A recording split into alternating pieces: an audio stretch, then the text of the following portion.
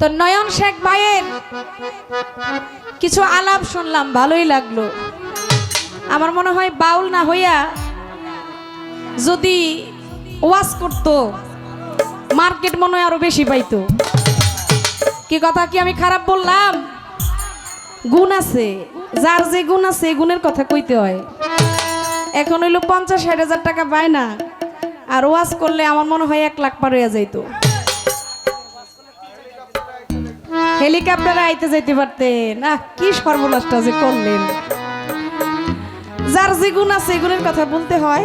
তো আমার কিছু কথা আমার ভাই বইলা গেছে, কয় শুধু বারবারই খালি গালির কথা কয়।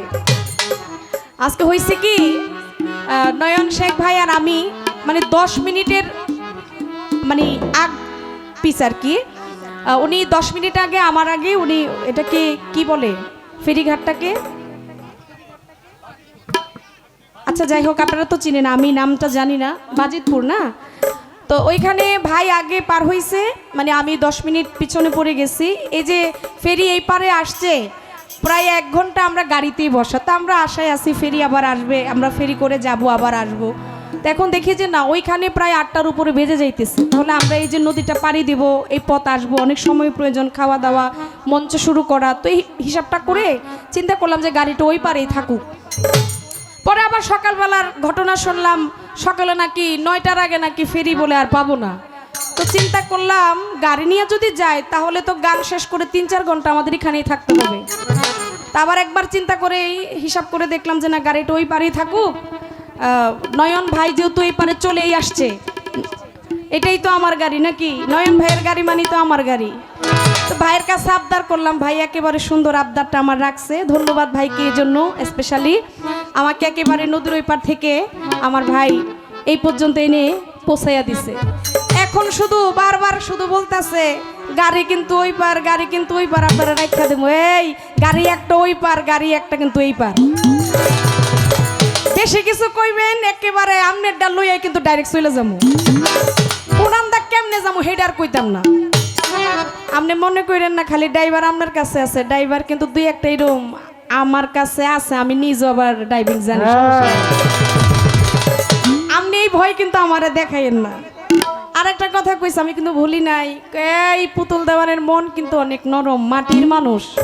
তো এরা আপনারা টাকা পয়সা দিতে আপনারা কেউ ভয় পায়েন না, দূরে দূরে থাইকা দিয়েন না, একটু কাছে এসে দিয়েন।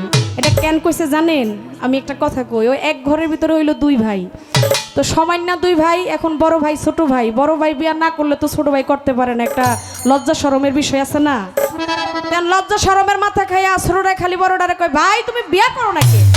তারে খারাপ বিয়ের আনো বয়স হয় নাই। কি কয় বয়স হয় নাই? আচ্ছা গেল, আবার কয়দিন পরে ভাই তুমি বিয়া করো নাকি? আরে তোর এখনো বয়স হয় নাই। আরে বয়স হয়েছে, তুমি বিয়া করো নাকি? বুঝলাম না তোর বাউডা, তুই খালি আমারে গোস বিয়া করো নাকি, বিয়ে করো নাকি? আরে ভাই আমনের লাইনটা ক্লিয়ার হইলে তো আমার লাইনটা ক্লিয়ার। এই আস্তে, এখন বিষয়টা হইলো নিজের দা তো আর ডাইরেক্ট কইতে পারে না। হ্যাঁ, নিজের দা ডাইরেক্ট কইতে পারে না, এই জন্য পুতুল দেওয়ানটা দিয়া কইতাছে যে পুতুল দেওয়ানটা যা দিবেন একটু কাছে এসে দিবেন। মানে এইটা আর কি, নয়ন শেখরে যা দিবেন একটু কাছে এসে বেশি করে দিবেন। কারণ ওই যে মঞ্চের ওই যে সিঁড়ি হয়েছে বাম পাশে, এখন এই দিক দিয়ে উইঠা মানে আমার ভাইরা যা দিতেছে একটু দূরে, তো মানে আমারে তো আর এই ডেঙ্গাইয়া দিতে পারে না। আমার ভাইদের একটা সম্মান আছে না, বোনের প্রতি একটা সম্মান আছে না, এই সম্মানটা রাখতে যাইয়া একটু দূর থেকে আর কি মানে নয়ন শেখ ভাইরে দেয়। তখন এটা তো আর নিজের মুখে নিজেটা কইতে পারে না, এই কারণে একেবারে পুতুল দেওয়ানটা দিয়া কইছে। আরে মিয়া আপনার বাউডা কেউ বুঝুক আর না বুঝুক, এটা তো আমি পুতুল দেওয়ান ঠিকই বুঝি। কি করবেন এত টাকা পয়সা দিয়া? হ্যাঁ, এত টাকা পয়সা দিয়ে কি করবেন? একটু কম নেন না, যেমনি দেখে এমনি নেন। একটু বাটে কম পড়লে কমই পড়লো নাকি? ধন্যবাদ আপনাকে। আসলে নয়ন ভাই হচ্ছে মজার মানুষ, আনন্দ করার মানুষ। তো পালা নাই তো কোনো কথাবার্তা নাই, আমরা তো সবসময় পালা গান করে অভ্যস্ত, কথা বলে অভ্যস্ত। ওই যে বললো অভ্যাসের দাস, সেটা তো আর একদিনে বদলানো যায় না। আসলে জায়গা বুঝে মঞ্চ বুঝে আমাদেরকে কাজ করতে হয়। তো এই পর্যন্তই বলা কওয়া, আর বেশি কিছু না।